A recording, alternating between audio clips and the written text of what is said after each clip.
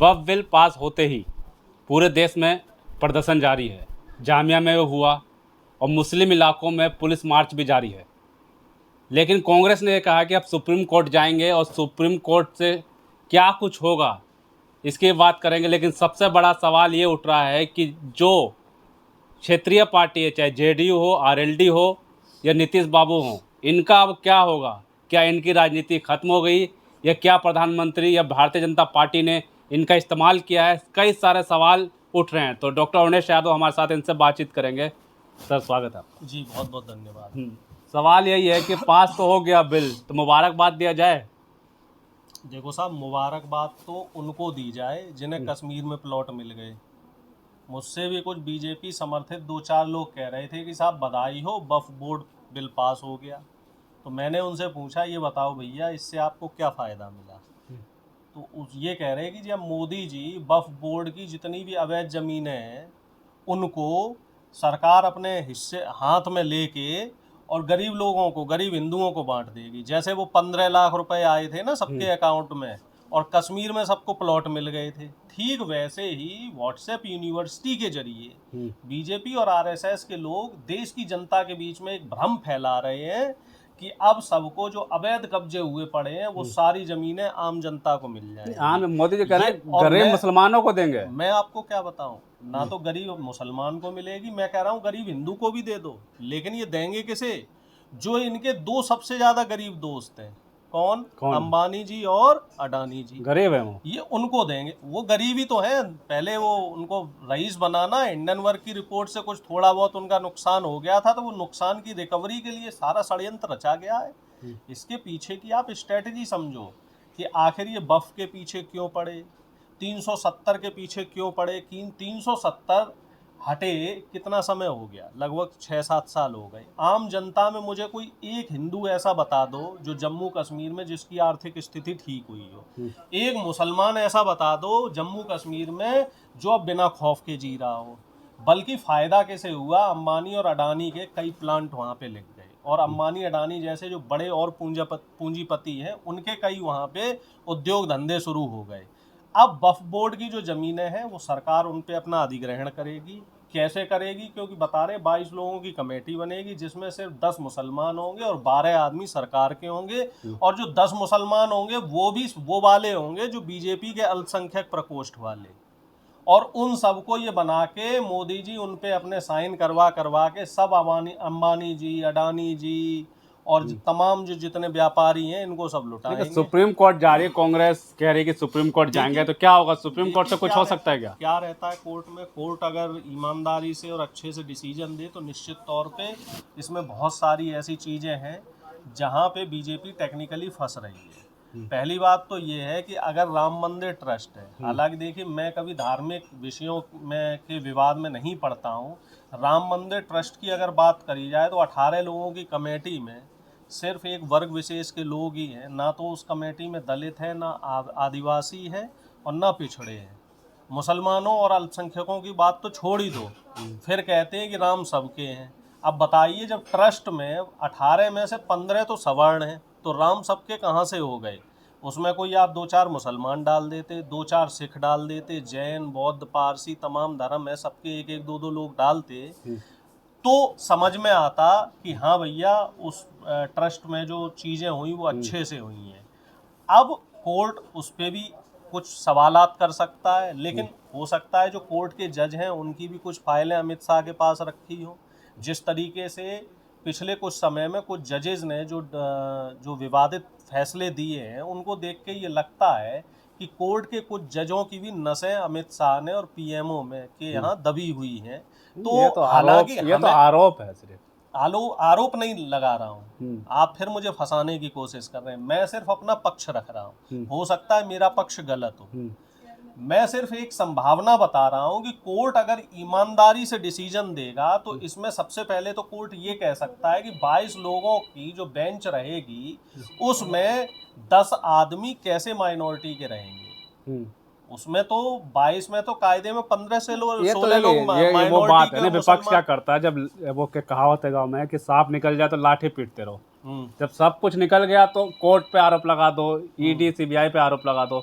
ये तो विपक्ष शुरू से ही करता आ रहा है। नहीं नहीं, हम तो शुरू से देखिए, ऐसा नहीं है कि शुरू से करता रहा। जब जेपीसी गठित हुई तो उस समय भी जेपीसी में जितने भी विपक्ष के सांसद थे, जो लोग वहाँ उस कमेटी में थे, उन सब ने विरोध दर्ज किया था कि जो वक्फ बिल आप लेके आ रहे हो तो पहले जिनके लिए ला रहे हो उन लोगों से सलाह मशवरा किया गया। कह तो अब रहे हैं कि आप हजारों नहीं, करोड़ों मुस्लिम उनके साथ हैं। कौन सा मुस्लिम साथ में है? हमें कोई 100 मुसलमान बता दीजिए आम जनता में से जो उनके साथ है। उन्हें तो अभी हकीकत ही नहीं पता कि ये बिल क्यों लगा, कैसे लगा, किसकी सिफारिश से लगा। जैसे कृषि कानून बना तो क्यों बना, कैसे बना, किसकी सलाह से बना। बस अंबानी और अडानी की तरफ से हुक्म आ गया, वहाँ से फतवा आ गया कि साहब ये कृषि ये कानून बनने हैं, तो वो कानून प्रधानमंत्री ने बना तो दिए। क्या अब आंदोलन होंगे क्या? क्योंकि अब आंदोलन जामिया में हुआ, लेकिन छावनी बना रखी है, जामिया कॉलेज पूरे बंद कर दिया, ना कोई अंदर जा सकता, ना कोई बाहर आ देश सकता। भर में जहाँ जहाँ भी मुस्लिम रह रहे हैं, आबादी है, तो सरकार ने दिखाने के लिए सब जगह धारा 144 लगा दी, यानी कि 4 से ज्यादा लोग कहीं इकट्ठे नहीं हो सकते हैं। और दिल्ली एनसीआर में खास तौर से पुलिस की तैनाती 2 गुना 3 गुना बढ़ा दी गई है। हालांकि मुझे उम्मीद है कि अगर कोई आंदोलन होगा भी तो वो शांतिपूर्ण तरीके से होगा, कोई वॉयलेंट आंदोलन नहीं होगा। लेकिन सरकार ये दिखाना चाह रही है, नेशनल मीडिया एक ये एजेंडा चला रहा है कि अब मुसलमान इस पे उपद्रव करेंगे, मुसलमान जो है वो उपद्रवी होते हैं, मुसलमान जो है वो आतंकी प्रवृत्ति के होते हैं। इस तरीके से एक प्रोजेक्शन करने की कोशिश की जा रही है। अब ये देखने वाली बात इसमें ये रहेगी कि इसमें जो कोर्ट है, कोर्ट का क्या रुख रहता है। मुझे हालांकि देखिए, भारत देश की, जो हमारे देश की न्याय व्यवस्था है, उस पर पूरा यकीन है, पूरा भरोसा है। और मैं ये मान के चलता हूँ कि जो विपक्ष का इंडिया गठबंधन और कांग्रेस पार्टी के जो नेता सुप्रीम कोर्ट में वक्फ बोर्ड को लेके पहुंचे हैं तो हमें न्याय मिलेगा। हम ये चाहते हैं कि देश की जो अल्पसंख्यक आबादी है, जो इस देश में जो जब आज़ादी का आंदोलन हुआ तो जो शहादतें देने की बात हुई, तो उन शहादतों में कहीं भी मुसलमान समाज की शहादतों में कहीं कमी नहीं आई। अगर 10 हिंदुओं ने शहादतें दी तो उस समय 10 मुसलमानों की भी शहादतें हुई। और इमरान प्रतापगढ़ी तो कल बहुत अच्छा बोले, उन्होंने कहा भी है कि जब बलिदान देने की बात आएगी तो बीजेपी वालों से पहले तो मैं खड़ा मिलूंगा। और इस बात में कोई भी दो राय नहीं है कि आज अगर मुसलमानों के ऊपर इस तरीके से कार्रवाई हो रही है तो कल नंबर सिखों का भी आएगा, फिर ईसाइयों का भी आएगा, और आप समझ लो कि बौद्ध जैन जो थोड़ी थोड़ी संख्या में, उनके ऊपर भी ये बात आएगी। और बात दलित आदिवासी पिछड़ों के ऊपर भी आएगी। राहत इंदौरी साहब का शेर आपको याद होगा, लगेगी आग तो आएंगे कई घर जद में। तो इस देश में जो राहुल गांधी जी ने आज से 3 साल पहले एक बात कही थी कि प्रधानमंत्री ने केरोसिन छिड़क रखा है और वो समय समय आने पर उस केरोसिन में तेल जो अगरबत्ती लगा देते हैं और चिंगारियां सुलगा देते हैं। लेकिन योगी जी ने तो आदेश दे दिया, उत्तर प्रदेश में भू माफिया तक कह दिया वक्फ बोर्ड को, कह रहे हैं कि सबको आदेश देते कि जाओ जमीन देखो कहाँ है और सबको कब्जे में लो। योगी जी अपनी फटकार भूल गए, जो कोर्ट ने फटकार लगाई है 10-10 लाख रुपए का जो हर्जाना देने की बात कही है कि जो हाँ कोर्ट का कानून, कोर्ट का आदेश आता नहीं है उससे पहले ही इनका बुलडोजर पहुंच जाता है, बुलडोजर में ये जो तेल है वो फुल रखते हैं। और अभी तो एक वीडियो भी योगी जी के लिए वायरल हुआ था, एक छोटी सी बच्ची जो अपनी किताबें निकाल के ला रही थी।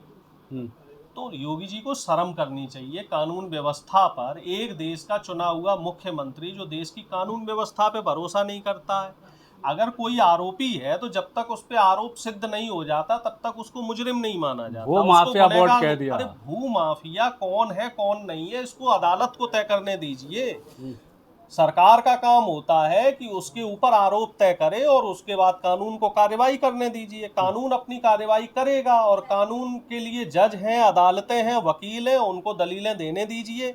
ये क्या करते हैं, जज भी खुद बन जाते हैं, वकील भी खुद बन जाते हैं, अदालत भी खुद लगा लेते हैं, फिर बाद में फटकार भी खाते हैं और जुर्माना भी देते हैं। अब वो जुर्माना किसकी जेब से जाएगा? जो 10-10 लाख रुपए की बात कही, वो आपके जेब का जो टैक्स आप भर रहे हैं सरकार को उससे जाएगा, योगी जी की जेब से थोड़ा ही जाएगा। बिल अभी पास हुआ नहीं, आदेश चालू हो गया, खाका तैयार कर दिया योगी जी। पहले से रणनीति बनी हुई है। आप इस बात को समझिए, इनकी पहले से प्लानिंग चल रही है। देश में, मैं पहले भी बोल चुका हूँ, देश में महंगाई पे कोई सवाल ना कर पाए, कोई मुद्दा ना बन पाए, बेरोजगारी पे कोई मुद्दा न बन पाए, किसानों की समस्या पे कोई मुद्दा न बन पाए, महिलाओं की सुरक्षा पे कोई मुद्दा न बन पाए, तो इसलिए हिंदू मुस्लिम चलाते रहिए दिन भर रात भर, और युवा आपसे नौकरी ना मांग पाए उससे पहले ही फॉर्मूला तैयार कर दीजिए। देखो भैया, मुल्ले टाइट कर दिए, मुल्लों की चूड़ी चढ़ा दी। अरे ये बताएं, वो युवा भी बताएं और वो बीजेपी आरएसएस के लोग भी बताएं कि इस देश में कितने मुसलमान हैं जो आपको घर पे आके परेशान कर रहे हैं। बल्कि सबसे ज्यादा परेशान और सबसे ज्यादा जिहादी और आतंकी तो ये सरकारें हो रखी हैं। इन सरकारों ने आम आदमी का जीना हराम कर रखा है, जीना दूभर कर रखा है। जब देखिए तब टैक्स के नाम पे बोझ बढ़ा देते हैं, जब देखिए तो महंगाई बढ़ा देते हैं, भ्रष्टाचार चरम पे पहुंच गया है। आप किसी भी महकमे में पहुंच जाइए, बिना रिश्वत के आपका कोई काम नहीं होना है। और किसी भी व्यवस्था तंत्र को देख लीजिए, हर जगह जो है व्यवस्थाएं अस्त व्यस्त और त्रस्त हो रखी हैं। अब सवाल ये भी उठ रहा है, जयंत चौधरी, नीतीश कुमार, चंद्रबाबू नायडू, चिराग पासवान, ऐसे नेताओं का क्या होगा? क्या देवेगौड़ा साहब का भी नाम ले लो, उनकी भी पार्टी है जनता दल सेकुलर। ये 5 लोग हैं जो मोदी जी के पंच प्यारे थे। इन पांचों के पांचों को प्रधानमंत्री जी ने बर्फ में लगा दिया, बर्फ में लगा दिया। इनकी राजनीति खत्म हो गई। आप ये मान लो कि मोदी जी ने ऐसा तीर छोड़ा है कि सांप भी मर गया और लाठी भी नहीं टूटी। ये पांचों लोग, इनका समर्थन देना ही सेल्फ गोल रहा। इन लोगों ने कालिदास की तरह जिस डाल पे बैठे थे वो डाल ही काट दी। इनकी जो पार्टी थी वो सेकुलर पार्टी थी। ठीक है, सैद्धांतिक रूप से या अवसरवादिता के हिसाब से आप बीजेपी से जुड़े रहिए, कोई गुरेज नहीं है, लेकिन हर मुद्दे में बीजेपी का साथ देना, वो भी चंद पैसे के लालच में, सत्ता के लालच में। आपने अपनी पूरी जो पार्टी जो इतनी मेहनत से खड़ी हुई, तीसरी पीढ़ी जयंत चौधरी, इनको थोड़ी शर्म करनी चाहिए कि चौधरी चरण सिंह जी ने हमेशा सामंतवाद का विरोध किया। नीतीश जी को शर्म करनी चाहिए, जेपी आंदोलन से निकल के आए, इतने बड़े नीतीश जी समाजवादी नेता थे। इसके अलावा चिराग पासवान को शर्म करनी चाहिए कि इनके पिताजी मंडल मसीहा, बीपी मंडल साहब के आंदोलन में रहे और उनका बड़ा, रामविलास पासवान जी का बड़ा महत्वपूर्ण योगदान था आरक्षण लगाने में, जो पिछड़ों को आरक्षण मिला है। एचडी देवेगौड़ा जी को शर्म करनी चाहिए कि ये बीजेपी के खिलाफ प्रधानमंत्री बने थे और उस समय समक्ष जो विपक्ष था इसने इनको साथ दिया था। और देवेगौड़ा साहब उम्र के इस पड़ाव में आके इस तरह की ओछी हरकतें करेंगे। और चंद्रबाबू नायडू जी को तो सबसे ज्यादा शर्म करनी चाहिए कि आपको पूरे आंध्र प्रदेश में मुसलमानों ने वोट दिया और आप मुसलमानों के सबसे बड़े हितैषी बनते हैं, और उसके बाद आपने पीठ पे छुरा भोंका है, पीठ पे छुरा भोंका। मीम भी बन रहे हैं कटप्पा की तरह। वो देखिए, हालांकि इस तरह के कटाक्ष नहीं करने चाहिए, लेकिन इन पांचों लोगों को कटप्पा बना दिया। क्या लग रहा है कि एक तरह से मोदी जी ने जो बातचीत चल रही है कि बिना कुछ किए कुर्बानी हो गई इनकी, ये 5 लोगों को इस बार कुर्बानी में शहीद कर दिया। ईद की कुर्बानी इन्हीं के नाम की चढ़ा दी इन 5 लोगों की। अब इनको ये समझ नहीं आ रहा, इनके तो गले में ऐसी फांस पड़ गई, वो कहते हैं ना गले की हड्डी बन गई, ना इनसे उगलते बन रही है ना निगलते बन रही है। और सबसे ज्यादा खामियाजा नीतीश बाबू को भुगतना पड़ेगा, क्योंकि बिहार में चुनाव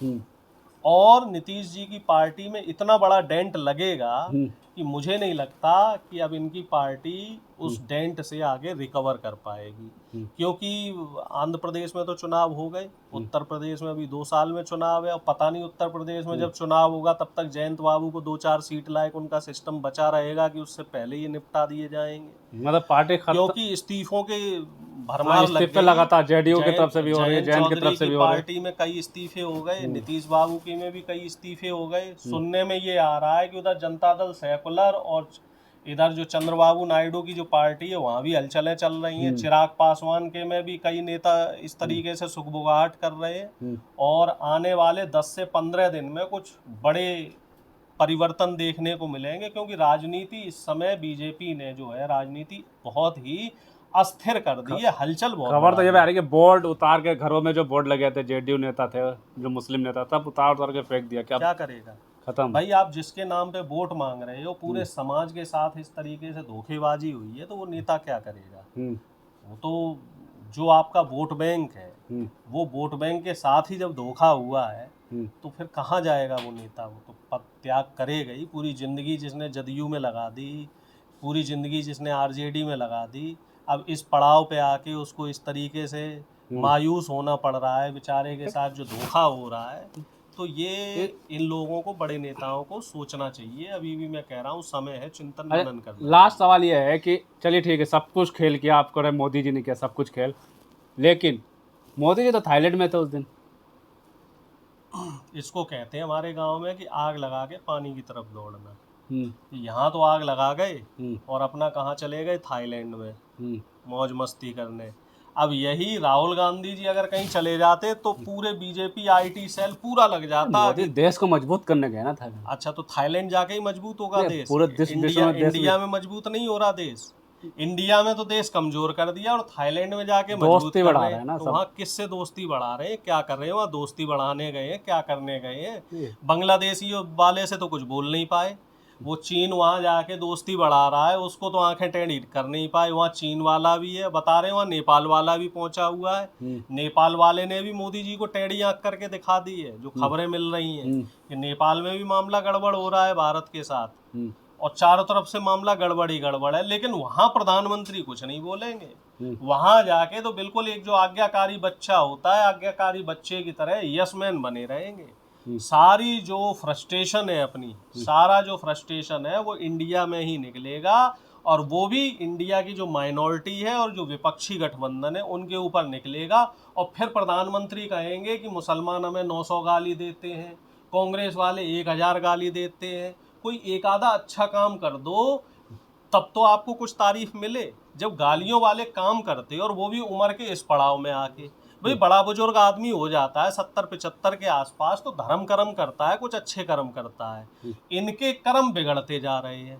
तो मोदी जी उम्र के हिसाब से इनकी जो सत्ता के प्रति जो लालच है, वो लालच बढ़ता जा रहा है। चलिए, बहुत बहुत शुक्रिया आपका। बिल्कुल बातचीत करी हमने बफ को लेकर, और जिस तरीके से माहौल है देश में, कई राज्यों में प्रदर्शन शुरू हो चुका है, और नेताओं के इस्तीफे, जैसे जेडीयू नीतीश कुमार के पार्टी हो, जयंत चौधरी के पार्टी हो, नीतीश बाबू के नायडू के पार्टी हो, ये लोग इस्तीफे की झड़ी लग गई है। ऐसा लग रहा है कि पार्टी बिना कुछ किए अपने आप ही टूट रही है। अब देखते हैं इसका असर क्या पार्टियां ये आगे उभर पाती हैं। बिहार में चुनाव है, नीतीश कुमार की क्या स्थिति होगी, वक्फ बोर्ड का उन पर चुनाव पर कितना असर पड़ेगा, ये तो आने वाला वक्त ही बताएगा।